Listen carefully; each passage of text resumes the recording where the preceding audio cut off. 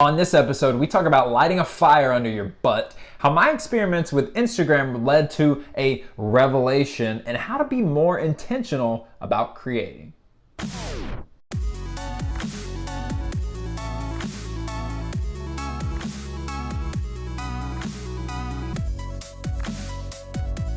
Hey everybody, and welcome to Finish Friday, the show that helps more creative people change more lives. I'm your host, Todd B. from Tennessee, and I created this show because on a scale of 1 to putting furniture from IKEA together without getting in a fight, creating things is hard, and finishing those things is even harder. So yeah, I made 2 trips to the Memphis IKEA this past week. Like last Saturday, my wife and I went down. We had a great date day, just spending some time together. It was so much fun. We got our dresser. We got all the artificial potted plants and the things that you can't resist from IKEA. We came back, started to put the dresser together the next day, and the top of the dresser just has a giant chunk missing out of it. So Tuesday, I drove all the way back to Memphis, all the way back from Nashville in the same day. But you know what? It was all good. I get to think about some of the things that I'm doing with toddbryson.com. I can't tell you yet, but soon it'll be good stuff. Listen to some podcasts that I had been missing out on. Listen to some country music, got to get that in. And yeah, good week. It's nice to spend like 5 hours forced time with yourself every once in a while, so that was nice. That's what's going on in my life. Let's get into today's topic.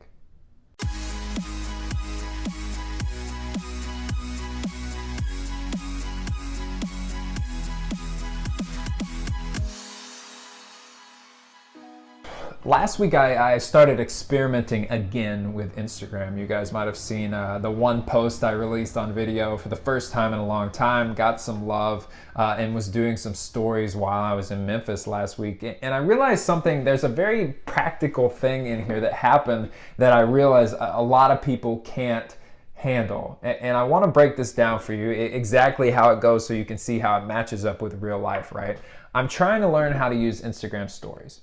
So that means, there's a little bit of a process where I try to figure out okay, let's swipe left and get this thing. Like I had a video and I wanted to add it to my story. So I swiped this way and it didn't work, right? I swiped that way up, that's not what I wanted. Swipe down, it's not where it is either. And I swiped up and finally I found the video and was able to add it to my story. What happens so often in a creative's life on the internet is we try one thing, it doesn't work, and then we give up. Listen, guys, I think what's missing here for a lot of you, and what was missing for me for the longest time, was the desire to be successful as an artist. I was listening to Les Brown, and he quoted Nietzsche, who says, if you know the why of living, you can endure almost any how. And that's what it comes down to for me. So, and if you guys are trying Medium because I recommended it and it's not working, try something else. That's the name of the game. If you decide that you want to be in this place and this thing is not working, try another thing, and then another thing, and then another thing. I had a friend, I ghost wrote a book for someone in the UK last year, and he had this theory of the 26 chances of success. And he talks about how most people have a plan A and a plan B, and that's all that they talk about. But he says, there are 26 letters in the alphabet. The way I look at things, there are at least that many chances at success. So this week I want to challenge you again. I always want to leave with a challenge. If your plan A is not working and your plan B is not working, keep on going down the list until you find something that works for you. You would be amazed at how many people get where they want to be simply by not giving up.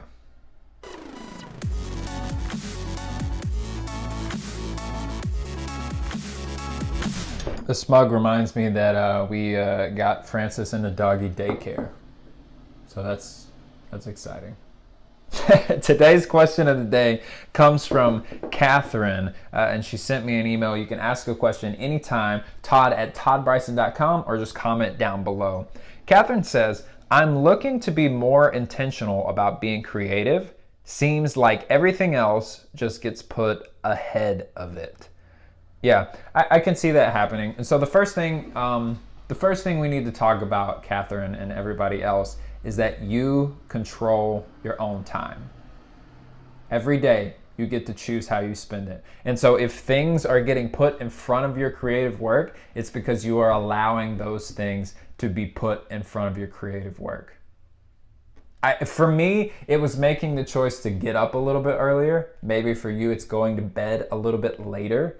Maybe it's squeezing it in a lunch break. But I think what we all need to understand is that you have complete control over your time. The construct that I use, and I try to say this as often as possible, right, is every day do 30 seconds more of what you love and 30 seconds less of what you hate. We all have the same amount of time.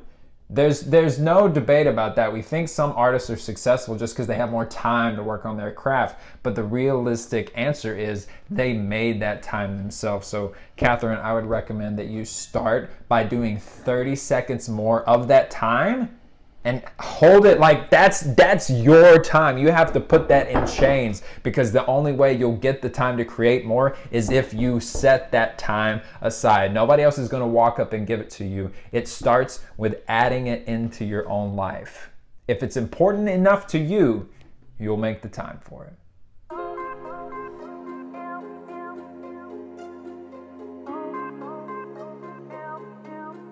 Today's artist spotlight goes on Jane Huangbo, a friend of mine who I connected with a long time ago. She reached out to me, writes a lot on Medium, a lot of dynamite stuff, and I really have been looking for a chance to feature her just because of how good she is at what she does.